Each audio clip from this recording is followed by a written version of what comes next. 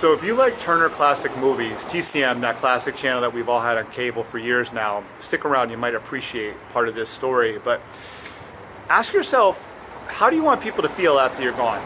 What is it that you want people to not just say, but feel about you after you passed or after you retire, if you were to move away?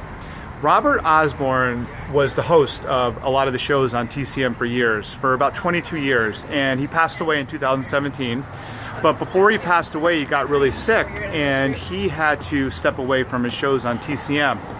But for years, he got to know so many Hollywood icons, actors and actresses, from his days as a Hollywood reporter, and then going to work for TCM. He interviewed literally hundreds and hundreds of actors. And when he got sick, he had to take a sabbatical. And I was recently watching a show on TCM honoring him, Robert Osborne, and you probably recognize his face, you would definitely recognize his voice. And at the end of the show honoring, and he did pass in 2017, but at the end of the show, they did a montage of clips of a bunch of actors, and they asked them, hey, share your memory or your thoughts on Robert. And all these iconic actors, and some of them weren't quite well known, but some of them certainly were the big names from the 50s, 60s, 70s, 80s. They all felt so emotional and connected to him. And they had the nicest things to say. Maybe some of you have seen the show. Look out for it if you watch TCM ever. And they just had the most amazing, emotional, strong, passionate stories to share about this guy, Robert Osborne, who, he's known, but he's not a superstar. So where am I going with this? Well, I sat there watching this and I was thinking to myself, look at the feeling this guy left with so many people in his life. It's not that they just knew he was a reporter for the Hollywood Reporter, and then he did some work for CBS The Morning Show, and then he did the work with TCM. It's not just like his resume of what he did. It's how he made other people feel. He left such a great impression and made other people who, were stars.